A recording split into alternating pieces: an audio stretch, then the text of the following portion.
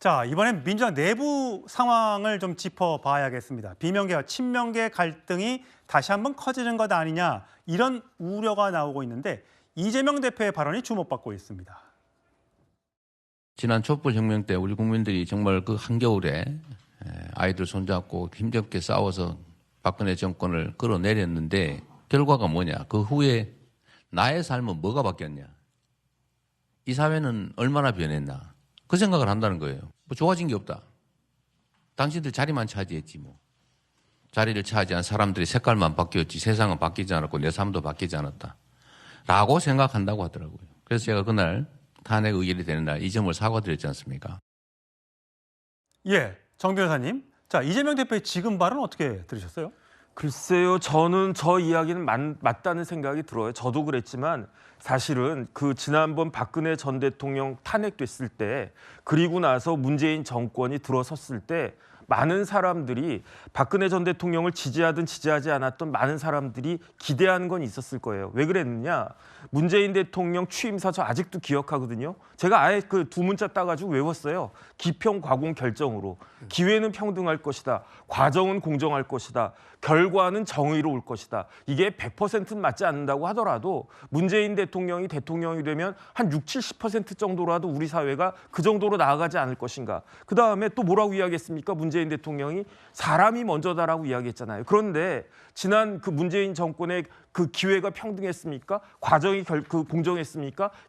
결과가 정의로웠습니까? 사람이 먼저였습니까?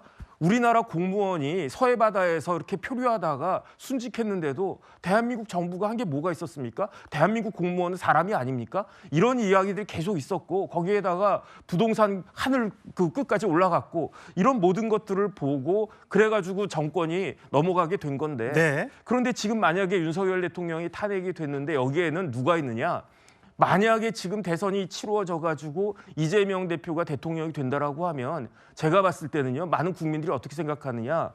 문재인 대통령의 매운맛, 그것도 아주 매운맛 아니겠습니까? 이런 부분들에 대해서 걱정을 많이 하는데 그런데 어떻게 이재명 대표가 저런 이야기를 본인이 스스로 저렇게 할 수가 있는 것인가. 저로서는 제 머리로는 도저히 납득이 되지 않는 그런 측면이 있습니다. 예, 사실 이재명 대표 얼마 전에 문재인 전 대통령을 만나고 왔었죠. 그 이후인지라 이 발언이 굉장히 주목을 받는 겁니다. 당시 화면 만나보시죠.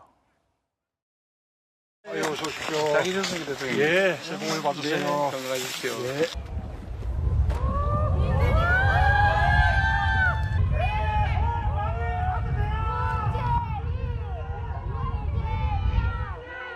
또 민주당이 세상을 좀 크게 바꾸어서 국민들 모두에게 좀 행복을 주시길 바랍니다.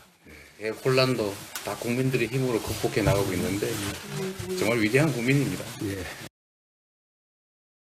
강성필 부대변인. 네. 어쨌든 이재명 대표의 여러 여론조사가 있습니다만 대충 비슷한 숫자에서 오르락 내리락을 하고 있는 것 같아요. 압도적인 아직까지는 1등입니다만 그렇다고 해서 확 치고 올라가는 것도 아닌 것 같아요. 근데 그것이 비명계 탓이다 또는 친문 탓이다. 이렇게 볼 수 있는 겁니까? 저는 개인적으로 그렇게 생각하지는 않습니다. 어쨌든 32%라고 하면 우리나라의 정치 지형이 진보 3, 보수 3, 뭐 무당층 3, 중보 3, 중도 3 이런 식으로 돼 있다고 하면 저는 이재명 대표는 이미 진보 세력 내에서는 결집을 이뤘다고 생각을 하고요. 이제 본격적으로 만약에 조기 대선이 열린다고 하고 이재명 대표가 경선을 통과해서 대선 후보가 된다고 하면 그러면은 저는 지금 가지고 있는 지지율보다 훨씬 넘어서는 중도의 표가 또 저는 합쳐질 거라고 생각을 하거든요. 그렇기 때문에 저는 이재명 대표가 지금으로서 충분한 지금 결집력과 지지를 받고 있다고 생각하고 과거에도 문재인 대통령의 탄핵 이후에 대선에서 보면은 뭐 40% 초반대로 당선된 거 아니겠습니까? 그렇게 따진다고 하면 뭐 겨우 뭐 5%에서 많아봤자 뭐 8% 부족한 거기 때문에 저거는 국민의힘의 대선 후보, 민주당 대선 후보가 결정이 되면 저는 중도층이 결정을 내리고 거기에 대해서 지지율은 더 올라갈 거로 보고 있습니다. 예, 유시민 작가 같은 경우는 과거에 문재인 정부에서 굉장히 또 문재인 정부를 칭찬했던 분인데 이 비명계 주자들의 얘기를 놓고 배은망덕하다.